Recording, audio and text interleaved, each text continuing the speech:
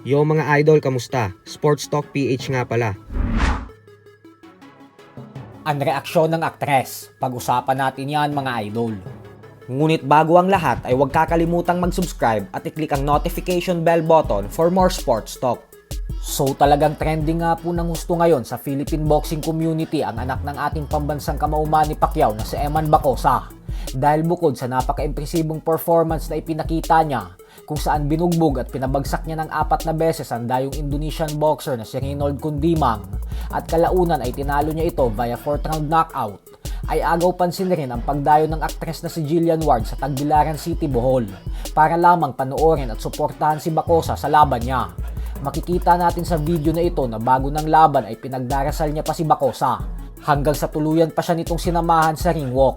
Kaya wag na tayong magulat kung bakit ganadong-ganado si Bacosa sa laban na ito. Sino ba naman kasi ang hindi gaganahan kung may ganitong klaseng babae ang nakatitig at nakasuporta sa'yo? Ganyan yung mga tipo ng laban na hindi pa nag-uumpisa pero alam mong panalo ka na kaagad.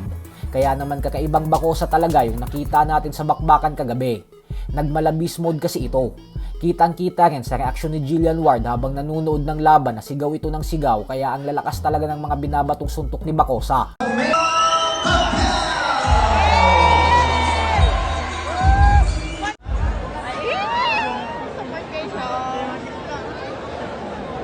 Confirm, guys.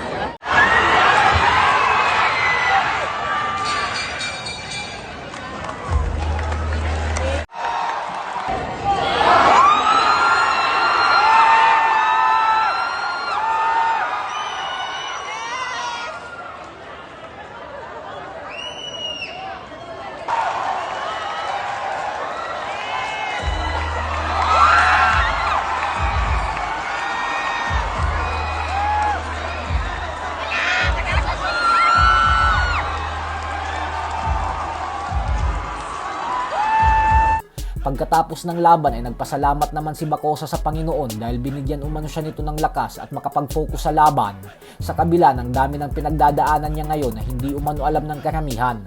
Bukod dyan ay nagpasalamat rin ito sa pamilya niya, kay Jillian at sa pamilya ni Jillian nang dahil sa suportang ipinakita ng mga ito para sa kanya sa laban niya. Aminado rin si Bacosa na sobrang inspirado umano siya sa laban na ito nang dahil kay Jillian at na magsisinungaling naman daw siya kung sasabihin niyang hindi. At sa bandang huli ay nagbigay rin ito ng mensahe sa kapatid niyang si Jimwell Pacquiao.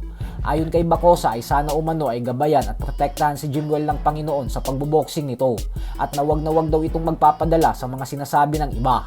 Para po sa mga hindi nakakaalam ay nakatakda dapat lumaban ngayong araw si Jimwell sa Amerika. Subalit na-postpone po ito at sa buwan ng Abril na lang daw ito itutuloy. Sa kabilang banda naman mga idol ay wag po natin kakalimutan na mamaya na rin po magaganap ang mga bigating laban sa Amerika. Ang MP Promotions event sa New York kung saan bibida sa main event ang WBO International Featherweight Champion na si Elijah Pierce kontra kay Lorenzo Parra.